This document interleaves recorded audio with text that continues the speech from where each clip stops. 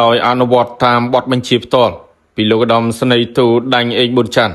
ស្នងការនៃស្នងការដ្ឋាននគរបាលខេត្តបាត់ដំបងដែលមានការសម្របសម្រួលទៅលើនីតិវិធីពីឯកឧត្តមកែវសុជាតិព្រះរាជអាជ្ញានៃអាយកាអមសាលាដំបងខេត្តបាត់ដំបងផងនោះលោករស្នីឯកឈឿងគឹមសុងស្នងការរងផែនការងារនគរបាលព្រហ្មទណ្ឌលោករស្នីឯកជាធនិននាយការិយាល័យនគរបាលព្រហ្មទណ្ឌកម្រិតស្រាលនៅថ្ងៃទី11ខែឧសភាឆ្នាំ2025វេលាម៉ោង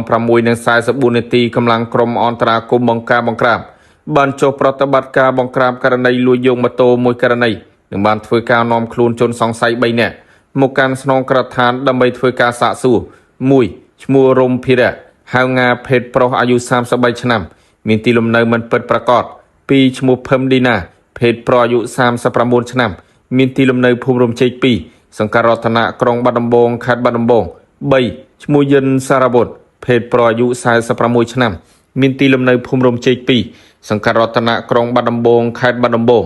នៃចំពោះមុខសមត្ថកិច្ចជនសង្ស័យឈ្មោះភឹមឌីណាបានឆ្លើយសារភាពថាកន្លងមកខ្លួនបានធ្វើសកម្មភាពលួចយកម៉ូតូចំនួន7គ្រឿងស្រុកសង្កែ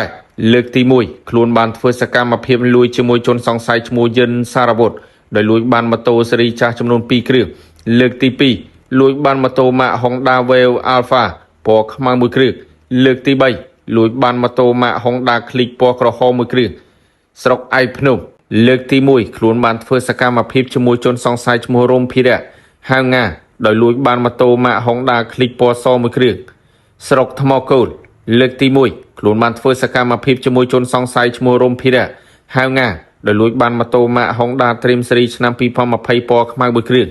ស្រុករតនមណ្ឌលកាលពីថ្ងៃទី29ខែមេសាឆ្នាំ2025នៅចំណុចភូមិតាគ្រួឃុំត្រែងស្រុករតនមណ្ឌលខ្លួនបានធ្វើសកម្មភាពជាមួយជនសង្ស័យឈ្មោះរំភិរៈហៅងាបានធ្វើសកម្មភាពលួចយកម៉ូតូមួយគ្រឿងដែលជារបស់ជនរងគ្រោះឈ្មោះហ៊ួនសុកហៃភេទប្រុសអាយុ18ឆ្នាំមានទីលំនៅភូមិជីសាងឃុំត្រែងស្រុករតនមណ្ឌលខេត្តបាត់ដំបងក្នុងពេលដែលខ្លួនទុកនៅរោងគោនៅក្បែរផ្ទះហើយជិះគេចខ្លួនបាត់វត្ថុតាំងដកហូតរួមមានម៉ូតូមួយគ្រឿងម៉ាក Honda Dream C125 ពណ៌ក្រហមស៊េរីឆ្នាំ2020ពាក់ស្លាកលេខបាត់ដំបង 1AJ 2031ជារបស់ជនរងគ្រោះម៉ូតូមួយគ្រឿងម៉ាក Yamaha Exciter ស៊េរីចាស់ជាមធ្យោបាយជិះធ្វើសកម្មភាពបច្ចុប្បន្នការិយាល័យជំនាញកំពុងធ្វើការកសាងសំណុំរឿងដើម្បីបញ្ជូនទៅសាលាដំបងខេត្តបាត់ដំបងចាត់ការបន្តតាមនីតិវិធី